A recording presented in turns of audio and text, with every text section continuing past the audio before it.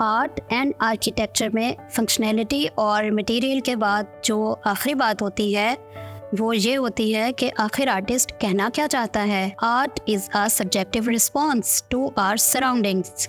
Art का एक तस्वुर कायनाती भी है जिसमें इंसान, कायनात और उसका खालिक है, यानी ह्यूमन, यूनिवर्स एंड गॉड।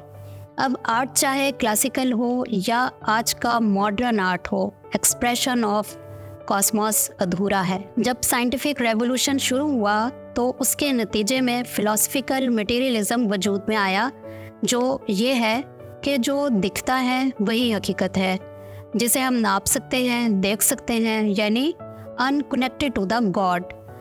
लेकिन जो हमारा ट्रेडिशनल आर्ट है इसका तस्वुर कायनाती है, कनेक्टेड टू द गॉड। जैसे जो हमारा ट्रेडिशनल आर्ट पैनल है जिसे हम हेवन ट्री कहते हैं, दरअसल ये हेवन ट्री एक मैसेज है और रवायत में फ़नून का मकसद इस मैसेज को पहुंचाना ही होता है। And also this is the basic purpose of art in architecture. जिस तरह मौसीकी में, कवाली में, ख़ताती में या शायरी में एक पैगाम है, इसी तरह आर्किटेक्चर में भी काशी आर्ट एक पैगाम ही है। ये पैनल क्या मैसेज दे रहा है? जन्नत की डिस्क्रिप्शन क्या है?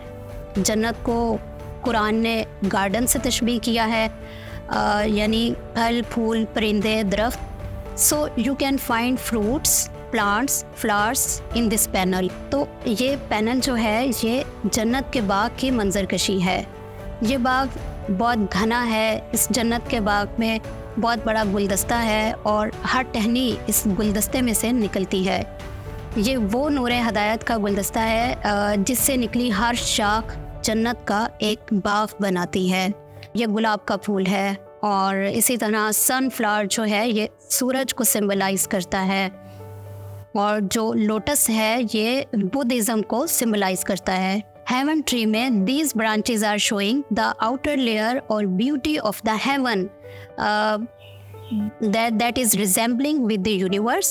So it covers the whole meaning and covering the message of linkage between heaven and the existing world. Architect में हेवन ट्री का इस्तेमाल हम वेरियस वेज में मुख्तलिफ जगहों पर देखते हैं।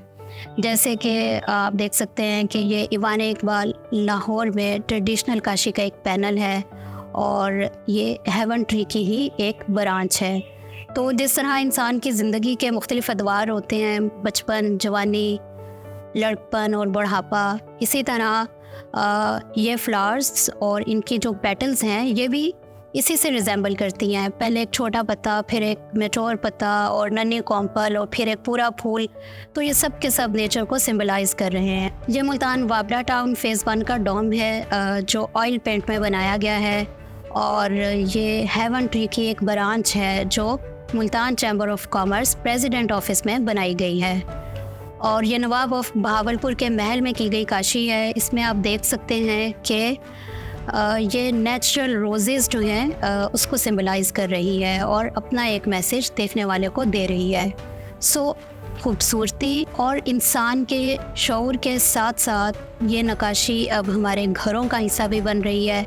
So adding art in architecture is like a valuable tool to explain the connections between ethics to aesthetics.